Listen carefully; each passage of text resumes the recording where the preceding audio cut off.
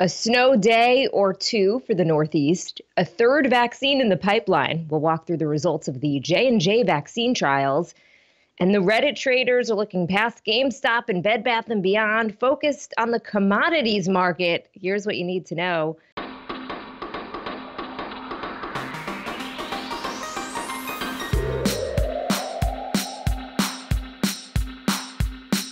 Good morning. This is Cheddar's Need2Know podcast for Monday, February 1st. I am Jill Wagner with Carlo Versano.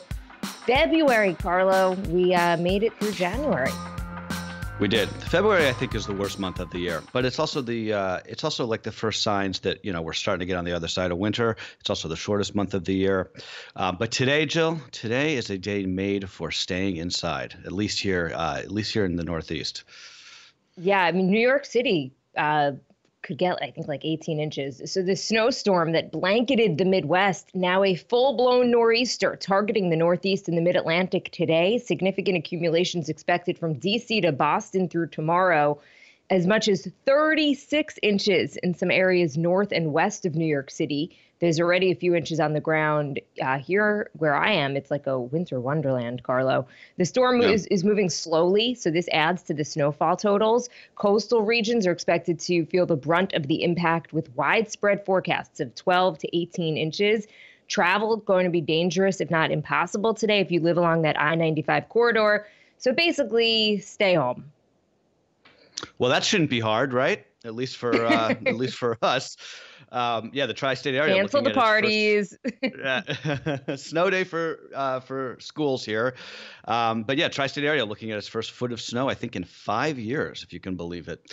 It is looking, I gotta say, like one of those days where you just do not want to go out there. And this is one of those great days when it just pays to live in an apartment. No shoveling, no salting. It's fantastic. And in the city, even, you just don't have to worry about trees falling down and power outages. It's like snow is a lot less stressful when you're living in the city than I think in the suburbs. But I'm going to just enjoy it. It's beautiful. My daughter has a snow day.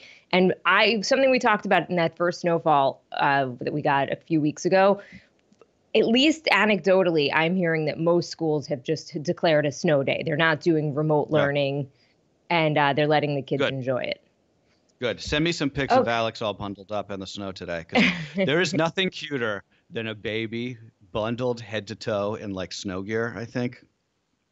I think that the first snowfall, when you started talking about that, I think that may have given it away for some people that you guys were expecting a baby. God.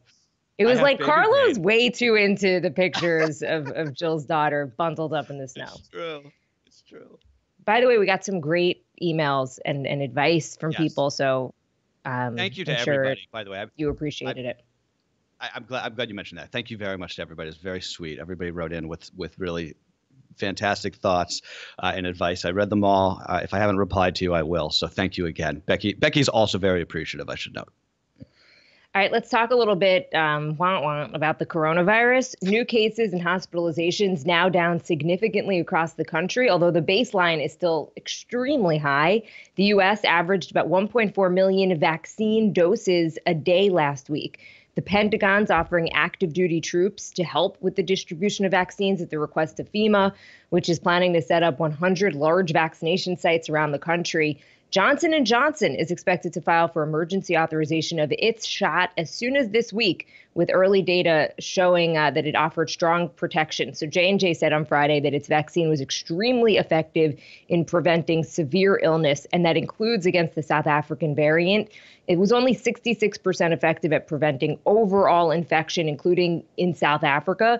But the headline here, I think, Carlo, and I think that what got lost in a lot of the coverage on Friday, especially considering Johnson & Johnson's stock fell on the news, the headline is that this vaccine, which is one dose, which was tested much more recently than the Moderna and Pfizer vaccines, right? This vaccine was tested while these new variants were circulating.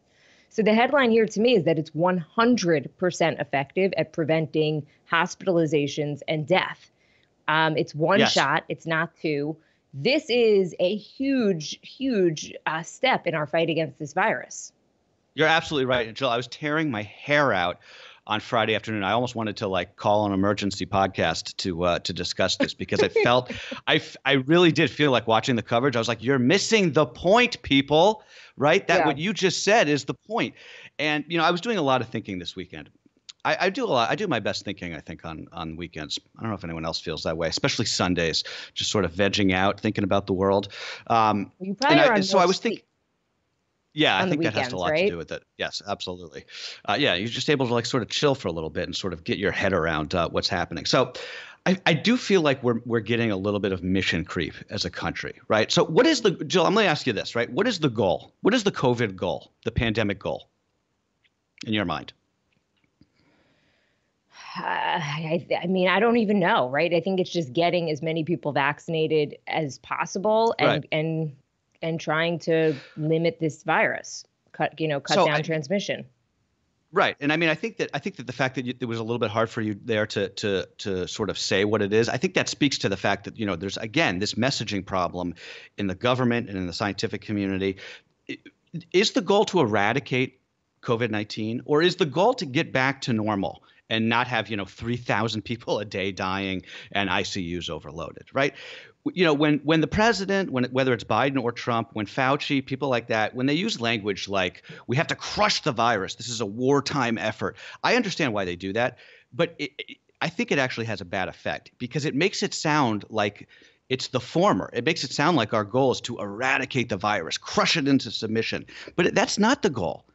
It's the latter, right? The goal is to get back to normal. COVID is not smallpox. It's not, we don't need to wipe it off the face of the earth. We don't need to like vanquish it from the planet like we did with smallpox because smallpox was so unbelievably dangerous. So we have to appreciate that coronavirus is going to be around, right?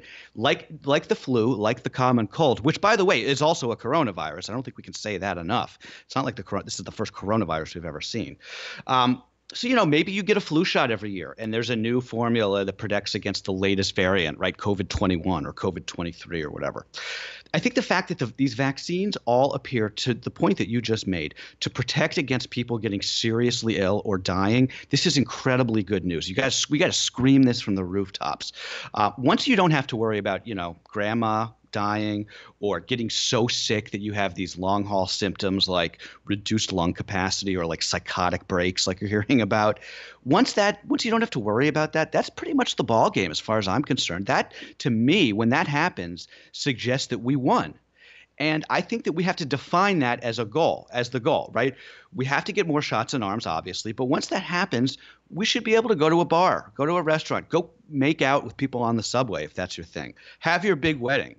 Right? Not yet, but soon, I think. It doesn't have to be this perpetual state of life on pause with all these restrictions and all this hygiene theater until every last COVID particle is like wiped off the face of the earth. Right? It's funny you say that because there's a lot of the message around even the vaccine has been once you get your 2 doses of vaccine and it's been 10 days after that second dose, you can't do anything differently. Like the messaging has been, you Right. still need to wear a mask, just almost pretend like you never got the vaccine.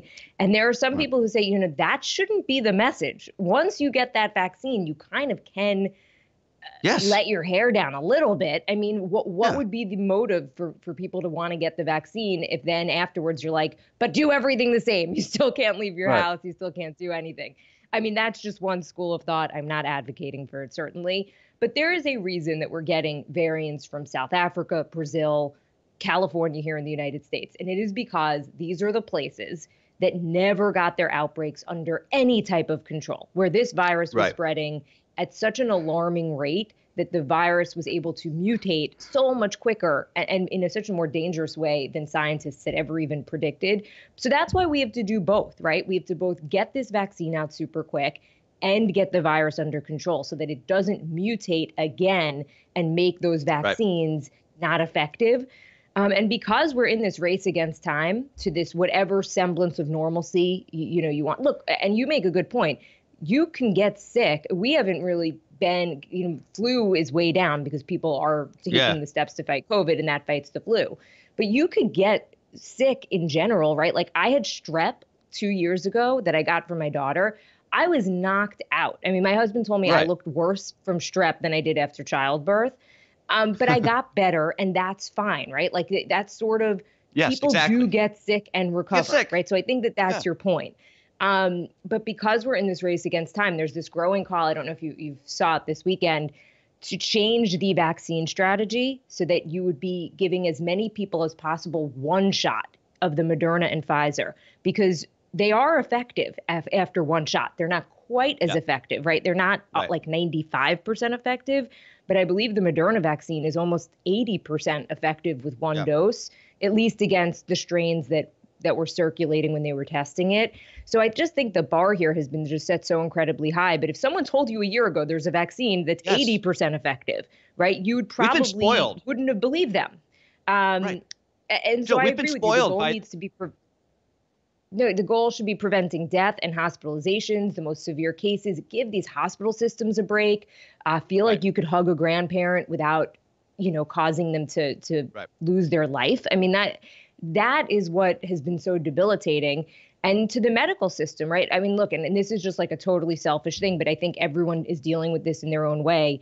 My daughter has these severe food allergies, right? So she was all set last March to start a trial of peanut for a peanut allergy. So this could have Mhm. potentially cured her or at least allowed her to tolerate some peanut.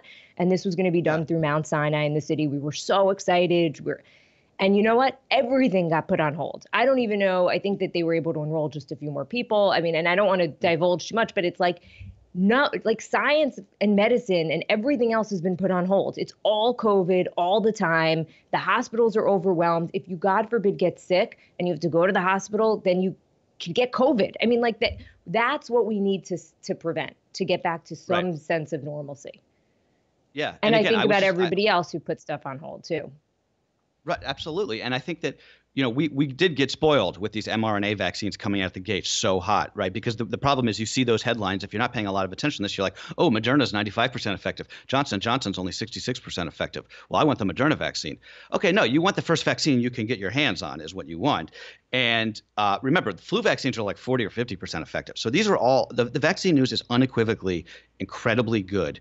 We're on the other side of the mountain. There's still time to go, but I'm worried about the messaging. I'm worried about that we're getting into this place. I don't want to belabor this point, but I'm just worried that we're getting into this place that we were after 9/11. I know that I've said this kind of thing in the past, where it's like after 9/11, it was like, what is the goal? We never defined the goal of the war on terror, and that was the problem, right? We said that the goal was to vanquish Islamic extremism. Okay, well that's never going to happen. You can't do that, right? So what did we end up doing? We ended up doing all these like random like security theater things where like you got to take your shoes off at the TSA agent, and you got to get you got to get molested by the TSA every time you get on a plane. That to me, that's the equivalent now of when you go to the grocery store and they're spraying down the cart, right? You're not getting COVID from the freaking handlebar of the grocery cart. I'm sorry. Um, and and the United States has proven that we are not going to eradicate this virus. Yeah. It's not going to happen. Okay. Like 50% of this country or a big portion of this country doesn't even want to wear a mask. So this virus isn't going anywhere. It's just a matter of trying to control it and make sure that people don't die from it. Uh, Yes. Unlike other places, though, right? Australia and New Zealand, just a bit of news from the AP this morning. The city of Perth in Australia has been locked down for 5 days after the first case of COVID-19 infection in 10 months. So you're talking about Yeah. See, one person. yeah. And I that is worry. a city I of worry 2 about million this. people, a city of 2 million people and coastal towns locked down from Sunday night until Friday night for one single case of COVID. So you can do it. We're just not going to. So I think that we need to, as you say, more clearly look at what the goal is Yes. here. All right, let's talk a little politics. A group of 10 Republican senators proposing a $600 billion pandemic relief package as a counter to President Biden's $1.9 trillion bill. The Republicans, led by Senator Susan Collins, requesting that Biden meet with them in recognition of his calls for unity. The GOP proposal would lower the stimulus checks from $1,400 to $1,000 a person, keep the enhanced employment benefit at $300, but end it in June rather than September, and take out the $15 federal minimum wage hike. The White House last night did say that they will happily meet with these senators probably today or tomorrow. I guess not today because of the snow, but they will meet with them and hear them out on this. This is going to be very interesting. This is the first real political test for President Biden. Does he entertain this as a legitimate attempt at bipartisanship from Republicans and, sit down with them and go back to the table, knowing that, when Obama did this with Obamacare and also after the Great Recession when he was trying to stimulate the economy in 2009, the Republicans sort of punked him. He spent a lot of time chasing their support, and it never materialized. It was sort of like, Lucy with the football and Charlie Brown. Or does he say, because having learned those lessons, listen, no thanks, I'm the president, I control the Senate, we're going to do this in budget reconciliation. This money is going out the door, so you can either get on board or you cannot, and we're just going to do it. So the answer to that question, I think we will probably see this week, and it's going to be very interesting. It was, by the way, 10 senators is quite significant. That's what Democrats need, 10 senators to get them to 60, which would be able to pass something without having to do this budget reconciliation. I posted a question on Twitter this weekend, just saying, is there a reason that Congress won't just say, okay, listen, we're going to still debate stimulus checks and whatnot, but let's at least pass the money that's going to go for vaccine distribution and genome tracking and tracing and testing of COVID, which we needed yesterday, right? Like, why can't they just at least get that through the door, which everyone's on board with, and then debate everything else? Obviously, it's just not how they do it. But, that's, and then once you get the virus under control, then the economy comes back. You might need less money to stimulate the economy. So they're going to just drag their feet. You know what's going to happen. There's the impeachment trial. They're going to drag their feet. And we're going to be in April, and there's still not going to be anything passed when it comes to even money for states to do vaccinations. Yeah, that's why I think there's a good chance that Biden's not going to do that, and he's going to say this money's going out the door, and we'll fight about it later. Overseas, for Vladimir Putin, the problem that is Alexei Navalny not going away. For a second weekend, tens of thousands of Russians took to the streets to show their support for the imprisoned opposition leader. The Kremlin came out in force, with police arresting thousands of protesters, including Navalny's wife, in more violent crackdowns. While in the past, the heavy police presence did a really good job at quelling protests, it is becoming less effective. Yeah, it is. By coming back to Russia, I know we talked about this last Monday after that first round of protests. By coming back to Russia, knowing that he'd be arrested, Navalny, he really is a hero here. He appears to have given these various anti-Putin movements that are sort of like, these sporadic movements that come up in Russia from time to time. He has given them this sort of like singular focus. That's the important thing to remember here. And I'm more and more enraptured by this story. It's too early to say, I think, but we could be witnessing Navalny as sort of this modern day Nelson Mandela. And, we got to stay on it. We got to stay on it. Do these protests, do they fizzle out as they have so many times? I've covered so many Russian protests that fizzle out after the police, come down hard.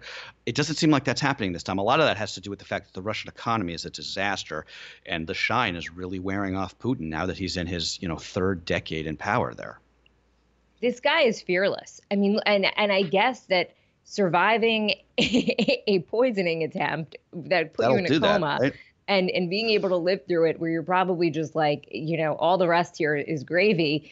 If you're not scared of losing your life for a cause, then you've got nothing to lose. He went back to Russia, arrested within hours. So, I mean, basically this guy, again, fearless. And as you say, really leading this movement in Russia right now. It is going to be interesting to see how it ends. Putin's been around, for how many years now? 3 decades? He's been the leader in Russia? Well, 99 is when he came into power, I believe. Before we move to the markets, there also appears to be a coup underway in Myanmar this morning. State TV reporting that Aung San Suu Kyi and much of the government's senior leadership has been arrested. We'll have a lot more on this as we get it tomorrow. For now, though, let's talk a little Wall Street. The Reddit army of day traders has now switched its collective focus to commodities, sending silver futures soaring 13% this morning to an 8-year high. Unlike GameStop, which had a market cap of about 1.5 billion before it was targeted, the global value of silver is about 1.5 trillion, meaning the price will be more difficult to manipulate. And unlike stocks, commodities are driven less by speculation than they are the fundamentals of supply and demand. Yeah, that buying frenzy also spilling over into the crypto market over the weekend. Bitcoin approached 40,000 after Elon Musk gave it a boost on Twitter, then came back down to earth a little bit. Dogecoin, I didn't even know what this thing was. This is a digital currency that started as a joke a few years ago. It was up sevenfold before it got cut in half in 24 hours. So you're just seeing this volatility in crypto just continue. The volume in crypto is so heavy that the exchange Coinbase briefly went down. Robinhood restricted crypto trading. Robinhood, by the way, this morning has lifted restrictions on a lot of those so-called meme stocks, but there's still about 8 or so that are under trading limits as the market opens today, including GameStop, BlackBerry, Nokia, and Express. Really quickly, I said on Friday that I feel like Elon Musk is the new Chrissy Teigen, just in terms of his presence on social media, where he chimes in on anything. I feel like he's everything. the new Trump. I think he's the new Trump. Maybe. Okay, there's a lot of talk about this all being this David versus Goliath situation. Short sellers, back to just what happened with GameStop, getting a very bad rap, and some are questioning if short selling should even be allowed. I talked to some friends this weekend who are in this industry. They are traders. They are both long and short stocks. So I asked them, just why should short selling be allowed? What is the defense of short selling? Their answer is, and just, this is what they had to say, that if there was no short selling, the only way that you could make money on a market would just be to buy stocks that you like and that you believe in. So if you do research and you think a stock is overvalued and you don't believe in the fundamentals, you can short it. That's the system we have now. You could be wrong. And if you are, you could lose a lot of money doing it, as we saw with GameStop. But that's the risk that people who short the market take. And that's on them, because shorting a stock doesn't have a bearing on how well it does, right? So to just say somebody else did research and they felt like they liked the same stock, right? Whatever the reason, a new CEO, a good business plan, whatever, that stock is just as likely to go up if it was heavily shorted or not.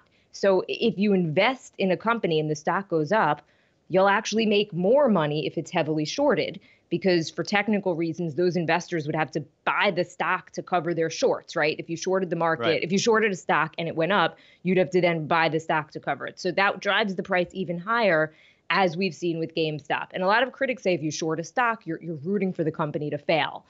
That, I was told, is not really the case. You just don't think it's worth what it's currently trading at. And you could look at Tesla for an example, right? Its valuation is now more than any other automaker on the planet, even though it produces a fraction of the cars and it barely turns a profit. So you could technically short the stock thinking that it would go down without wanting Tesla as a company to fail. You just don't think it's value. You just don't think it's worth what these shares are valued at.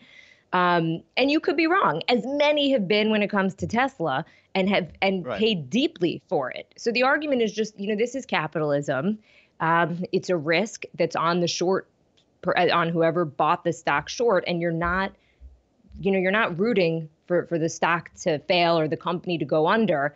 And you could argue with GameStop, who's getting rich here and who's benefiting? Is it GameStop? Not really. It's the people who bought the stock. Right. Yeah, I mean, that makes I don't really know what I'm talking about, but that makes sense to me. I mean, it seems like shorting a stock is a way to put pressure on the people in charge of that company to change their business model, right? Because you have all these investors saying your company is not worth what the market says it's worth. It's worth less. Therefore, you need to change what you're doing. But that makes sense to me. I don't. Look, it's just I only brought it up, and I'm not taking a side here, but it's. I think the media especially is so quick to say like bad guy, good guy, right? But I agree with that. Situations are a lot more nuanced than that. The thing that I know we're going over and we got to end this. The thing that just makes me worried is there's this sense in sort of like the media now that this idea of day trading, like you're sticking it to Wall Street. Like we don't want more people like who don't know what they're doing day trading stocks. Like that's just going to end poorly, right? Yeah, I mean, you don't want to be the last one at the table. Right. Okay, before we go, Carlo, did you catch SNL? I watched the cold open, which I thought was actually hilarious. Did you see it? I What's didn't. I working in didn't. America? No, What still works? I need to Okay. go watch it. Maybe we should talk tomorrow about it. But watch the cold open for SNL if you can, because it's I think it really nailed like the national moment right now. All right, that's what you need to know for Monday, February 1st. All right, guys, be safe out there. Stay warm. We'll see you tomorrow.